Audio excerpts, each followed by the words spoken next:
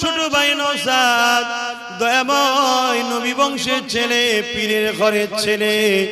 আল্লাহ তোমার দিনেরই একটা পাঠ, রাষ্ট্র সেবা, রাজনীতি, সেই কাজ করতেছে, নেবেছে। আল্লাহ ওকে ন্যায়ের সঙ্গে, সততার সঙ্গে, ইনসাফের জন্যে আল্লাহ মানুষের সেবক ওকে বানাবেন।